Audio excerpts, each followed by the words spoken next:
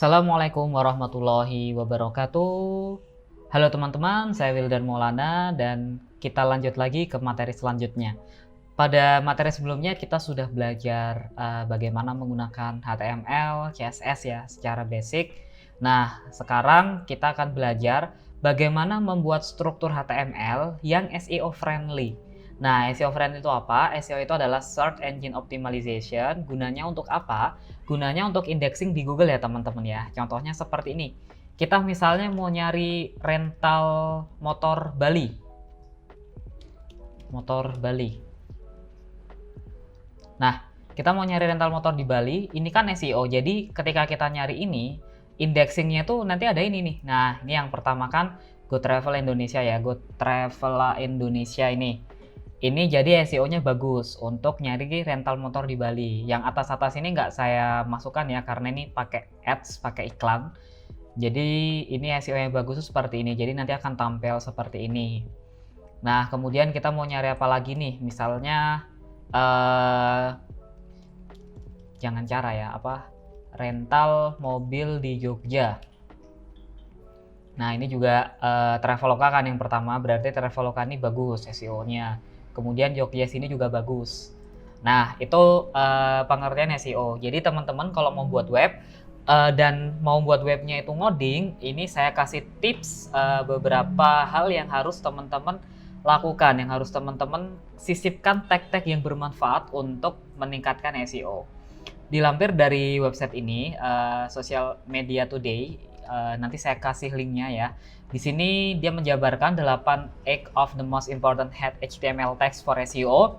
Ini 8 HTML text yang paling penting. Nah, nanti akan kita jabarkan. Yang pertama adalah title tag. Jadi, teman-teman wajib menyertakan title tag. Wajib menyertakan title tag, di mana title tag yang disertakan itu ada di sini ya, teman-teman. Ada di sini title. Title itu harus selalu disertakan. Misalnya nih, dan ini harus sesuai dengan judul. Misalnya ini judulnya itu adalah Learn Basic HTML. Nah, ini taruh title-nya di sini nih. Learn Basic HTML. Terus jangan lupa di sini nama web teman-teman. Misalnya nama webnya. Nah, ini nama webnya ya, disertakan. Ini biar bagus. Jadi dia akan ngindeks judul halaman ini, judul website ini, kemudian nama webnya apa. Jadi dia akan ngindeks 2. Terus yang kedua adalah Yang kedua adalah meta description tag. Nah, jadi harus ada meta tagnya. Meta tagnya itu seperti apa? Ini kan sudah ada nih.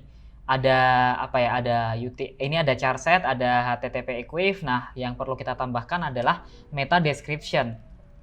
Gini ya, meta description. Nah, meta description ini teman-teman tambahkan konten atau tambahkan deskripsi dari website ini. Misalnya nih kita ngutip dari sinilah. Ngutip HTML is bla bla bla bla sampai sini ya. Nah, ini kita taruh supaya apa? Supaya bisa keindeks dengan baik di Google. Nah, kita taruh di sini meta description-nya. Meta description-nya taruh sini. Kemudian selanjutnya apa? Selanjutnya adalah heading H1 sampai H6 teks, dan ini yang paling penting ya teman-teman ya. Teman-teman harus urut. Jadi peletakan H1, jadi peletakannya itu harus urut. Jadi misalnya saya taruh sini dulu ya. H1 harus ada H1, kemudian H2, H3 dan seterusnya. Nah, peletakannya di mana? Usahakan H1 itu adalah di judul. Nah, makanya ini saya kasih H1 di sini. Saya kasih H1 di judulnya. Supaya apa? Supaya ini biar bisa keindeks dengan benar. Terus ini P. Nah, ini salah nih. Ini harusnya kita kasih H2. Kita kasih H2 ya. H2 biar ini juga keindeks bagus. Cuman kan kalau H2 nanti pasti akan berantakan kan ya. Nah, pasti akan kayak gini. Ya, teman-teman tinggal ngubah aja. Ini kan H2, terus habis itu di sini kasih font weight, kasih aja yang 400, yang standar ya, yang standar. Nah, sudah seperti ini. Jadi ini akan memperbaiki SEO-nya, memperbaiki SEO-nya. Nah, seperti itu. Jadi terus kemudian ada H3, H4 dan H terusnya itu diurutkan saja. Kemudian untuk yang deskripsinya itu nggak apa-apa pakai tag P ini nggak masalah. Jadi yang penting teman-teman itu untuk judulnya itu jangan diusahakan sih, harus menggunakan H1 untuk judul, kemudian untuk subtitlenya H2, H3 dan seterusnya. Kemudian untuk paragraf, nah itu baru boleh menggunakan P. Seperti itu teman-teman ya. Jadi tadi sudah ada meta description, kemudian ada title, ini ada title, ada meta description. Terus habis itu di sini urut antara H1, H2 dan seterusnya. Kemudian untuk paragraf nggak masalah menggunakan tag P, dan yang lain-lain itu bisa menyesuaikan. Kemudian selanjutnya apa? Selanjutnya adalah image alt text. Nah, jadi image alt-nya tuh harus teman-teman kasih. Jadi ini image not found. Nah, dikasihnya seperti apa? Kalau bisa tuh dikasih namanya. Misalnya gambar dari webnya. Nah, ini harus dikasih teman-teman ya. Supaya apa? Supaya Google itu juga bisa ngindeks gambarnya. Gambarnya tuh bisa keindeks juga nih teman-teman. Biar asik kan, biar enak. Nah, jadi mesin pencari seperti Google, Bing itu juga dia ngindeks image ALT-nya. Jadi teman-teman harus kasih ya image ALT-nya biar bagus SEO-nya. Kemudian adalah skema markup. Nah, skema markup ini adalah ini sebenarnya agak sedikit tricky teman-teman ya, seperti ini kan. Nah, ini kan ratingnya 4,4, 26 review, dan ini tuh sebenarnya kita menggunakan plugin teman-teman. Jadi semisal nih teman-teman punya website resep makanan. Nah, terus habis itu teman-teman kasih rating berapa gitu, kasih special rating. Kayak semisal saya contohkan Dapur Umami ya. Di Dapur Umami kan ada resep-resep nih. Nah, di sini kan ada ratingnya kan, ada rating, dan ini dikasih kalau bisa. Ini dikasih kayak gitu.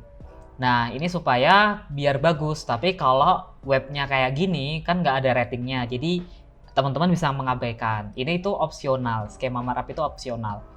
Nah, seperti itu. Kemudian ada HTML semantic text. Nah, HTML ini jadi itu ya, teman-teman harus urut. Jadi harus urut nih, misalnya teman-teman mau ngasih headernya berarti di sini kasih ID-nya header, jangan kasih ID yang namanya aneh-aneh gitulah.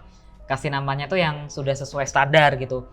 Kayak misalnya ini nih, makanya tadi saya di sini kasih di sini kan ada artikel. Nah, supaya sesuai dengan HTML semantic text. Jadi HTML-nya itu teks HTML-nya itu sesuai dengan standarnya HTML. Jadi ada nav, kemudian ada header, ada main, ada artikel, kemudian ada footer. Nah, ini teman-teman usahakan menggunakan teks yang seperti ini.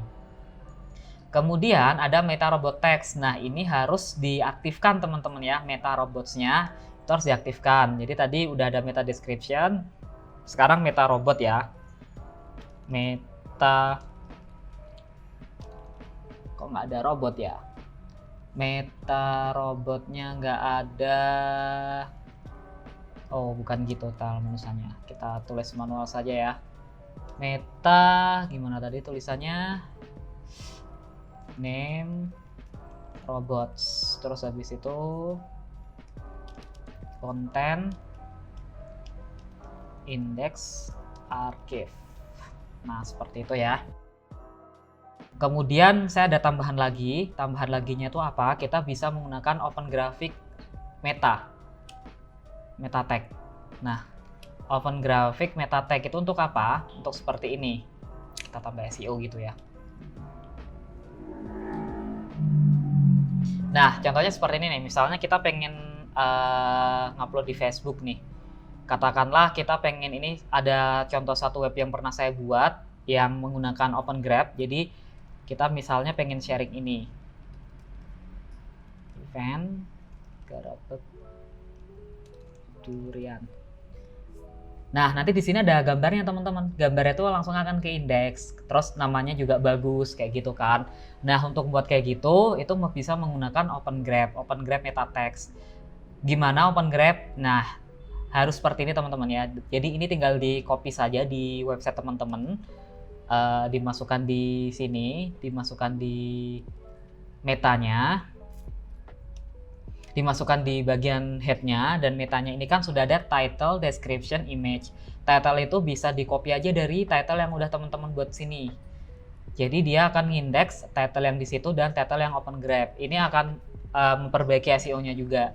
Kemudian deskripsinya ini bisa teman-teman copy lagi nih yang di sini.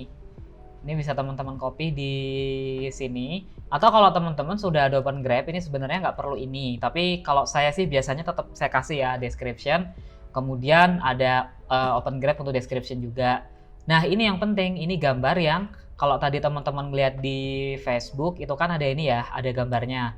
Nah itu cara nampilinnya seperti ini, ada Open Graph image ini yang bisa nampilin gambar di sosial media. Mungkin teman-teman yang pernah ngirim lewat WhatsApp yang tiba-tiba muncul gambarnya ketika posting di Twitter atau di Facebook, nah itu langsung keluar gambarnya tuh karena di websitenya ada properti image ini untuk metanya. Seperti itu teman-teman. Semoga bermanfaat.